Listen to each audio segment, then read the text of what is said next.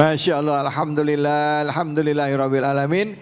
Kita sekarang memasuki segmen terakhir di mana di sini kami berikan kesempatan kepada ibu-ibu dan bapak-bapak jamaah Masjid Baitul Mukmin Jati Asih untuk bertanya. Nah, tadi juga ada beberapa pertanyaan yang mungkin belum terjawab ya. Tadi saya ingat banget pertanyaan pertama kepada Habib Nabil, Bib, kalau kita nggak boleh share ya kan gitu, kan kita yakin kalau kita yakin itu nggak benar, ya udah kita nggak usah share. Nah sekarang kebenaran itu indikatornya apa Habib? Tapi nanti dijawab ya, itu masih ada hutang pertanyaan itu. Tapi sekarang kita berikan kesempatan kepada ibu-ibu dan bapak-bapak yang mau bertanya, yang ada di Masjid Baitul Mukmin. Silakan angkat tangannya. Pojok kiri, ya silakan ibu. Terima kasih. Assalamualaikum warahmatullahi wabarakatuh. Waalaikumsalam warahmatullahi wabarakatuh. Saya Ibu Hasna dari Majelis Taklim PKK RW 07 Perumahan AL Kemang Ivi Geraha. Izin bertanya Ustadz, jika ada satu status ejekan, kemudian status ejekan itu memicu perpecahan nasional. Siapa yang disalahkan dalam hal ini Ustadz? Apakah yang membuat, yang menyebarkan, atau yang ikut memberikan komentar? Itu saja pertanyaannya.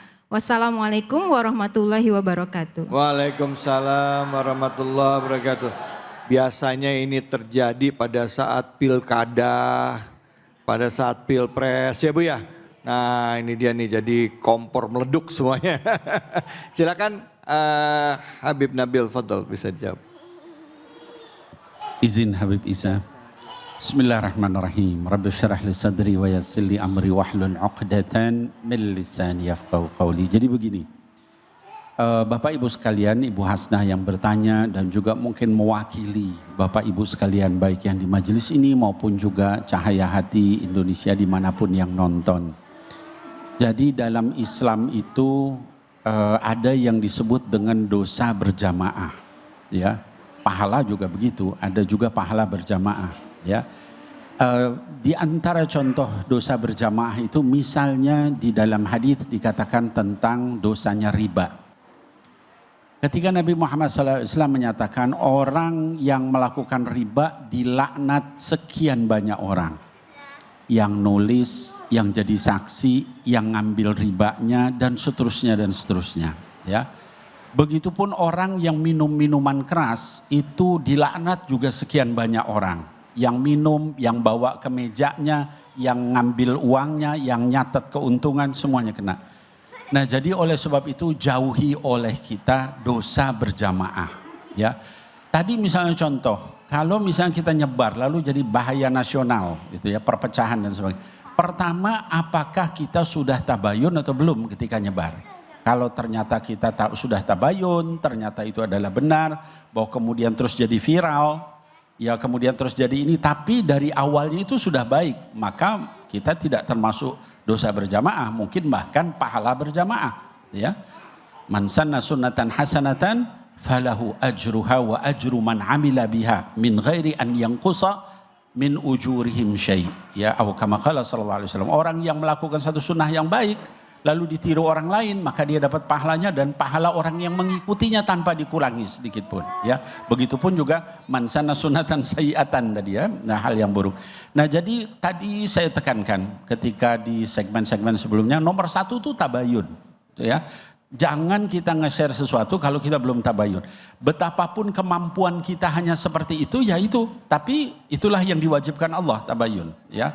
Kalau sudah seperti itu kemudian terus nanti jadi dampaknya besar, kita sudah tabayun, sudah menunjukkan bahwa itu benar, mudah-mudahan kita dapat pahalanya. Jadi demikian, wallahu a'lam bishawab, Habib Isa bisa menambahkan. Masya Allah, terima kasih banyak Habib. Silakan Ibu, ada yang lagi yang mau bertanya? Iya. Ya, mana tadi?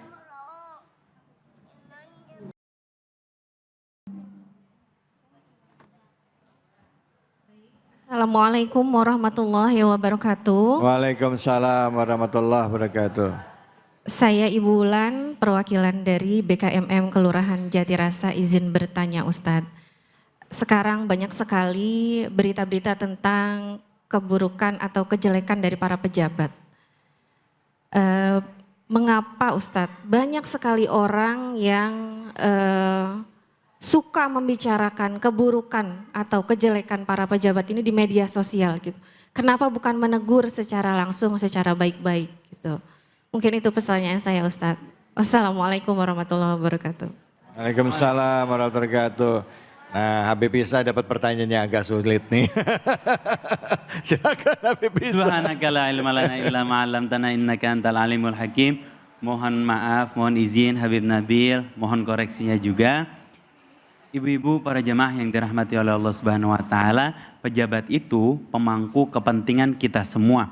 Apa yang diucapkannya, apa yang diputuskannya, apa yang ditandatanganinya, apa yang dilakukannya akan berpengaruh sama hidup kita. Jadi wajar kalau kita memiliki kontrol terhadap para pejabat kita. Karena kesalahan dia berdampak buruk pasti sama kita. Kesalahan mengambil keputusan apalagi pasti berdampak buruk pada kita. Alhamdulillah kita negara demokrasi. Kita memiliki hak bebas bersuara. Bebas termasuk mengkritik orang yang memangku kepentingan kita. Asal kritiknya dengan cara yang baik. Kata Allah Subhanahu wa taala, "Ud'u ila sabili rabbik." Ajak orang kepada jalan Tuhanmu bil hikmati wal mau'izatil hasanah, dengan hikmah dan nasihat yang baik. Itu pertama, caranya harus dengan cara yang baik. Yang kedua, jangan sampai menyerang personalnya. Jangan keputusannya yang salah, yang kita serang personalnya. Oh, pejabat ini hidungnya nggak mancung ke depan, mancungnya ke dalam misalnya. Oh, pejabat ini kulitnya sakit penyakitan misalnya. Oh, pejabat ini tingginya ketinggian atau tingginya kependekan misalnya. Atau sesuatu yang sifatnya suku. Jangan sampai kita menyerang sukunya. Ah, ini mah dari daerah sini, ini mah dari daerah situ. Jangan sampai menyerang fisik personalnya. Yang kita kritisi, yang harus kita waspadai adalah keputusannya, sikapnya, termasuk berbicaranya. Karena pembicaraan dia dilihat oleh media. Pembicaraan dia menjadi contoh bagi masyarakatnya. Pejabat cerminan masyarakat. Kalau pejabat melakukan salah, masyarakat yang tidak menegur, berarti yang salah masyarakatnya. Jadi kewajiban kita menegur. Masalahnya pejabat kita nggak bisa ditegur secara langsung. Nggak bisa kita ketemu. Kita mau datang aja ada ajudan. Kita mau masa masuk disikut sama ajudan. Jadi bagaimana caranya? Alhamdulillah kita punya sosial media. Asal dengan cara yang baik. Dengan cara yang baik. Terus jangan arogan dan menyerang personal. Tapi kalau pejabatnya misalnya hobinya flexing gitu, Bib, maaf ya kalau kita lihat kan kayak di negara tetangga kita yang sekarang sempat heboh banget itu ya. Mereka sampai melakukan kekerasan yang luar biasa, rumahnya. Kalau di sini kemarin dijarah ya, kita nggak setuju dengan penjarahan, tapi di sana lebih ekstrim lagi, nggak cuma dijarah, dibakar rumahnya, bahkan sampai istrinya salah seorang mantan pejabat juga sampai meninggal mati terbakar gitu ya. Ini salah satu pencetusnya katanya karena hobi flexingnya dari anak-anak pejabat ya, pakai jam tangan mewah, pergi ke luar negeri. Di satu sisi rakyatnya lagi susah ya kan, lagi susah dipajekin lagi. Nah kayak gitu. Nah kira-kira gimana kita nyikapin seperti itu? Bagaimana saya menyalurkan kalau ternyata tempat salurannya itu ditutup? Nah, atau tempat saluran tempat kita nyampein aspirasi seolah-olah tidak mendengar gitu. Kira-kira begitu. Gimana kita harus bersikap? Mungkin bisa Habib Isa dan juga Habib Nabil bisa menambahkan. Fadhol, silakan Habib Isa. Habib. Bismillah. Kalau misalnya tidak terdengar, maka kita gunakan cara-cara yang baik. Cara-cara kemajemukan. Kita punya saudara, punya teman-teman yang barangkali yang ngerasain bukan kita sendiri. Yang ngerasain adalah orang yang banyak. Maka kumpulkan orang-orang tersebut agar menjadi suara yang keras, suara yang lantang supaya didengar sama mereka. Tapi sekali lagi kita tidak sama sekali membenarkan penjarahan karena itu kezoliman. Masa sih kita kayak mereka? Mereka yang zolim, flexing, anak-anaknya flexing, kemudian berkata-kata yang buruk dan na'udzubillah mengambil hak orang lain. Masa kita mau kayak mereka? Orang yang menjarah orang lain berpotensi kalau dia jadi pejabat bukan tidak memungkinkan dia yang berkorupsi. Nauzubillahimin dzalik. Maka caranya harus dengan cara yang baik, caranya harus dengan cara yang efektif agar bisa didengarkan oleh mereka yang memangku kepentingan kita semua. Tentu niatnya juga harus tulus, bukan niat pengen dapat kepentingan juga, bukan niat pengen dilihat hebat, bukan niat yang salah.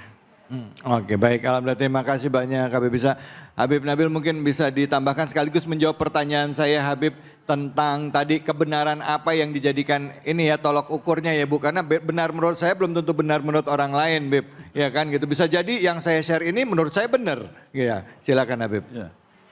Iya baik, jadi bismillahirrahmanirrahim, menambahkan tadi apa yang disampaikan Habib Isa. Jadi apa yang disampaikan Habib Isa tadi benar ya, bahwa ketika kita menyampaikan kebenaran itu sepanjang dengan bahasa yang baik, yang benar, bahwa itu kemudian ada yang tersinggung, ada yang ini ya kalau dia salah dia harus diperbaiki. Tadi kan masalahnya kenapa enggak kita nasihatin langsung gitu kan.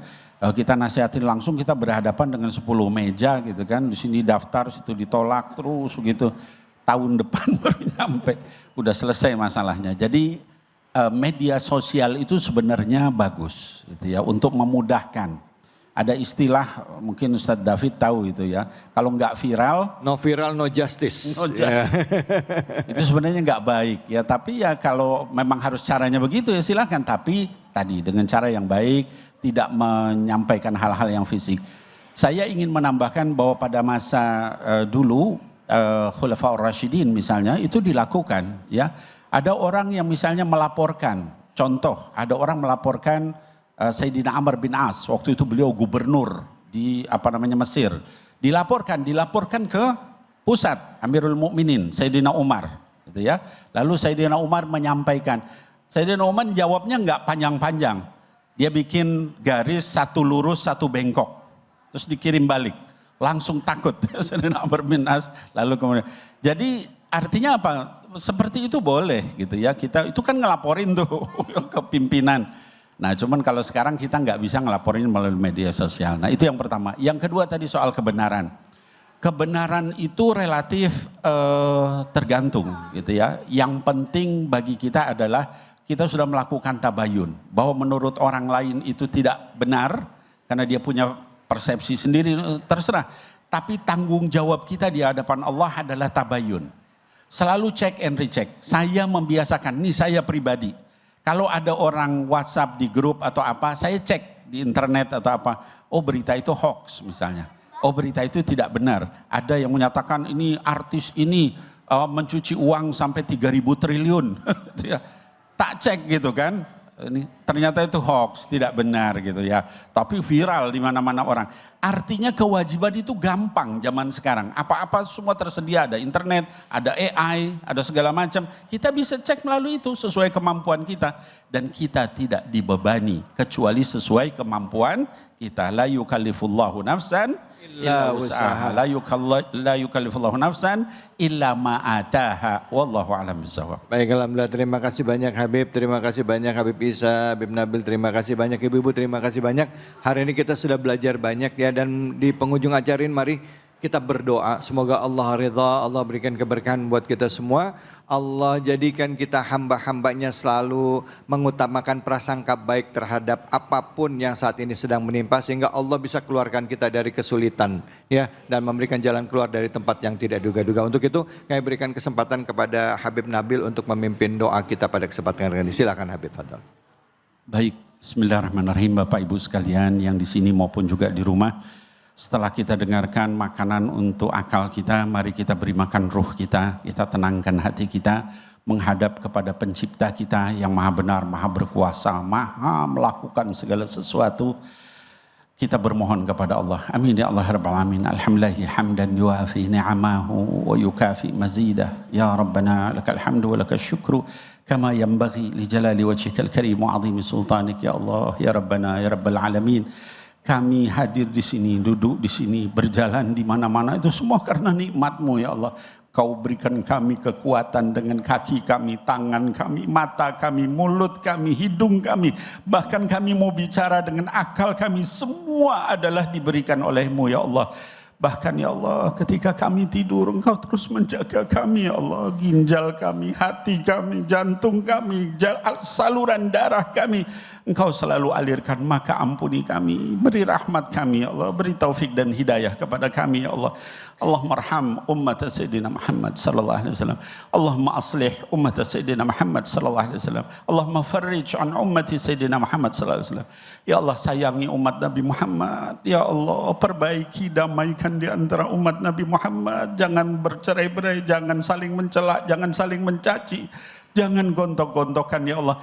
Dan ya Allah, berikan keluasan, pertolongan kepada umat Nabi Muhammad SAW dari kesulitan mereka, dari masalah mereka, dari hal-hal yang buruk yang mereka alami baik di sini maupun di berbagai negara ya Allah. Allahumma ahlif baina qulubihim ya Allah, satukan hati mereka ya Allah, wa aslih data bainihim ya Allah, damaikan di antara mereka semua ya Allah. Wahdihim subulas salam, tunjukkan mereka jalan yang lurus ya Allah. Allahumma la sahla illa ma ja'altahu sahla wa anta taj'alul hazna idza syi'ta sahla. Allahumma rabbana atina fid dunya hasanah wa fil akhirati hasanah wa qina adzabannar. Sallallahu ala habibika sayyidina Muhammadin wa ala alihi wa sahbihi wa azwajihi wa dhurriyyati ajma'in wa sallim walhamdulillahi rabbil alamin. Amin, amin, amin. Alhamdulillah, terima kasih banyak guruku Habib Nabil, terima kasih banyak Habib Isa, terima kasih banyak ibu-ibu, bapak-bapak, serta pemirsa Ainis dimanapun saja ada berada. Hari ini kita belajar dan juga diajarkan oleh guru-guru kita melalui surah Al-Hujurat. Pertama adalah untuk menjaga lisan kita, menjaga hati kita terhadap saudara kita, menjaga kehormatan saudara kita dengan dasar bahwa sebagai orang yang beriman kita ini adalah bersaudara. Dan untuk itu karena kita bersaudara jangan kita sakiti perasaan saudara kita. Lebih tepo selero, gunakan hati kita lebih lembut, lihat bagaimana saudara kita, jaga perasaannya dan juga kita tolong mereka. Dan yang paling penting mesti diingat, tidak ada kemuliaan di hadapan kita kecuali orang-orang yang beriman dan bertakwa kepada Allah. Bukan harta, bukan jabatan. Jadilah orang-orang yang bermanfaat bagi orang banyak. Insya Allah kita kelak wafat dalam keadaan husnul khatimah. Saya David Halik undur diri. Semoga Allah Subhanahu Wa Taala beri keberkahan bagi kita semua. Fattaqullaha mastata'tum billahi fisabilil haq fastabiqul khairat. Wallahul muwafiq ila aqwamit thoriq. Wabillahi taufiq wal hidayah. Assalamualaikum warahmatullahi wabarakatuh. Salatullah, salamullah, ala toha rasulillah. Salatullah, salamullah, ala yasin habibillah. Tawassalna bi bismillah, wa bihadi rasul kulli mujahid.